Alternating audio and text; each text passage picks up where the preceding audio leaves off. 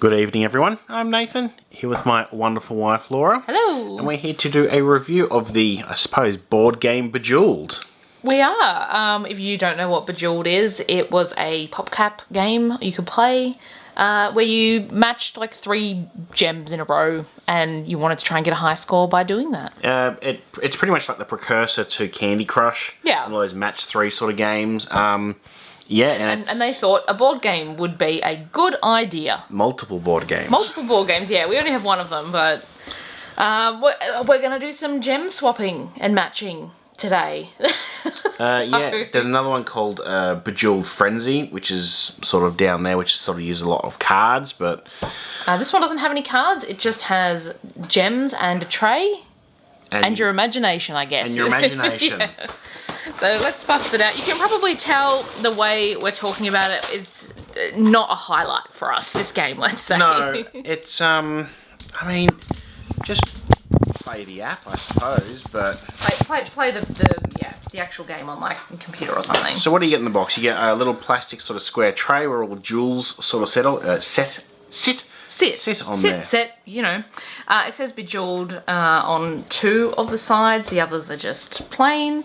It's just like a hard plastic sort of thing. And there's a little ridge around the edge, which doesn't help.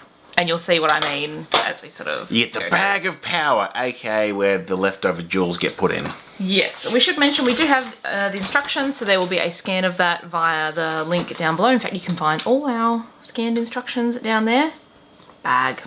Just bag. Yeah. And look, gems. A lot of them, and some... Scoring tokens. Yep, tokens. So the idea of the game is to do your matching and earn tokens instead of like the score like you would in the normal game. And collect sets, and if you get, I think, 3 sets, yeah, then you win. If you get 3 scoring... Oh, that's a bit noisy. No, it's not. You have to get 3 scoring sets of tokens, and what that means is 3 of one colour equals 1 set. So it doesn't matter which colours you go for, as far as we can tell on the instructions, as long as you have 3 sets of 3. And there's different ways you can earn different amounts of tokens depending on how many jewels you eliminate per move, but we'll get to that shortly. So the first thing you're supposed to do in the game is to separate the power gems, which are the gems that have the glitter in the middle. So like these ones, for example, and there's some of those in every colour and like shape. So we've got like the clear, you had a blue. There's a yellow. There's the pink one. And they're sparkly, whereas the other ones are just clear. See, quite a lot of work to get this game ready to play. I think we're still missing some. Yeah, I'm just having a look. I don't see any other... Oh, here's another... Yeah, the orange. Another power gem. Now, if you're about to ask what the power gems do, we don't know. It doesn't really say anything in the menu. It just says put them in the bag. Yeah, unless we're just crazy and we've missed it. I don't know. So you put the power gems into... And green. The bag. Yep. And then you want to fill up the tray with 64 gems. That's how many fit. You also need to make sure when you're lining them all up that you don't have 3 in a row of the same colour, either vertically or horizontally. Diagonally is otherwise, fine. like in the original game, they'd disappear and someone would already score for them. Yeah, like that they would match up and then they'd be gone. And then the gems like drop down on the screen is what happens in the actual game. Obviously, they can't drop down automatically in this. You've got to move them. It's a manual sort of process here. And as you can see, lining them up also... It's a bit of a pain in the rump. Well, yeah. It takes a while to get set up. There's the red another power gem. Power gem. How about you continue with that and I'll maybe... Yeah, explain some more of the intricacies. Yeah.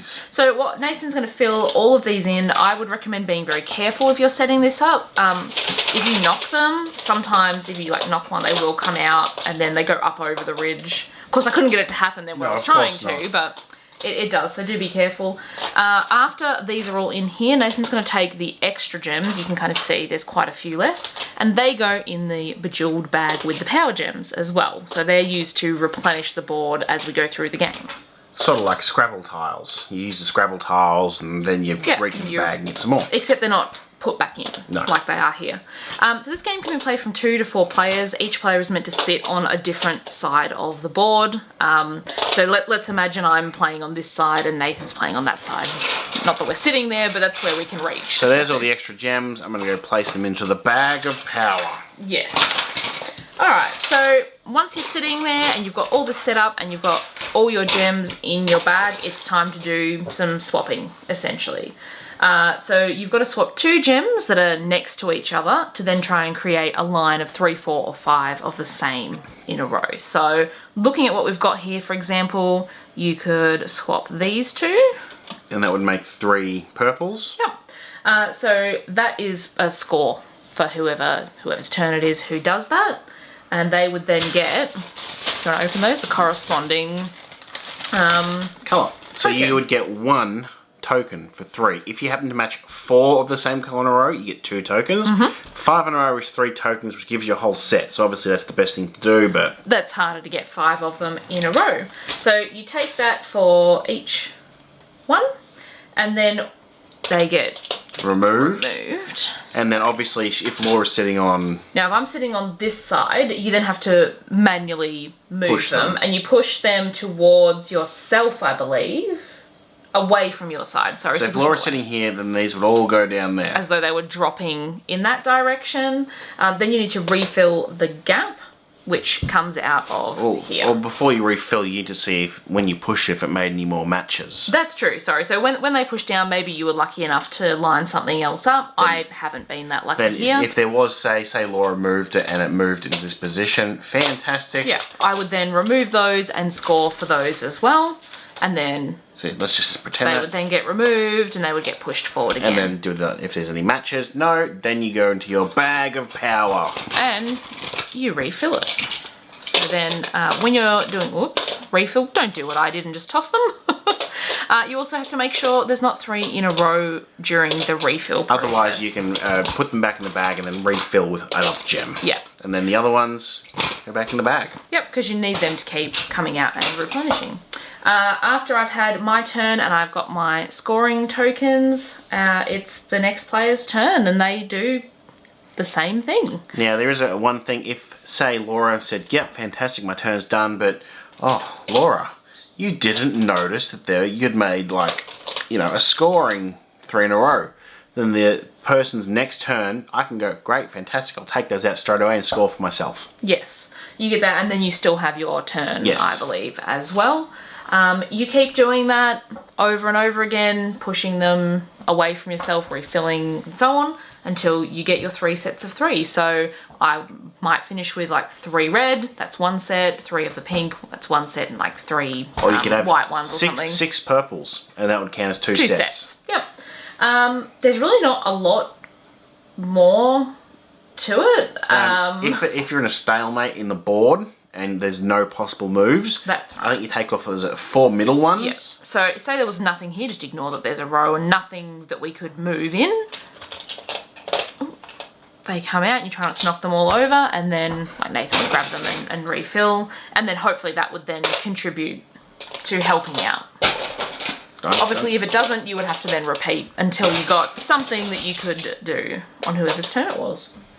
That's pretty much it. Like I said, I didn't really mention anything about the power gems, although the Frenzy game I mentioned on the back, I think you can take gems from that and use in this one and other bits and pieces, but... Yeah, so nowhere on the instructions does it mention those power gems, aside from saying, you know, to separate them at the start and put in the bag, and then it says the remaining ones go in the bag with them, and then after that... Because you can even use power gems to refill. But then it doesn't say they do anything different in this version. Yeah, just kind of then advertises their other game. Oh, we should mention you can't do diagonal. You can only do vertical or horizontal pairs. That's right.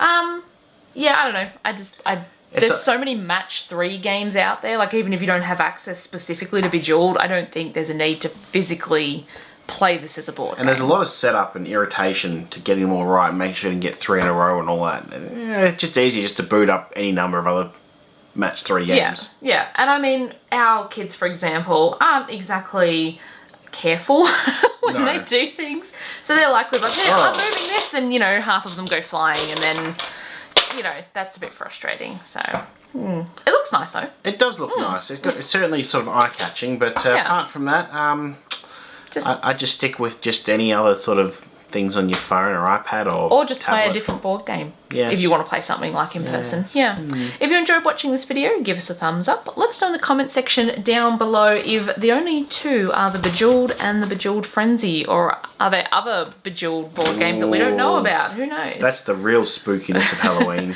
Hit that Halloween. You're a bit early.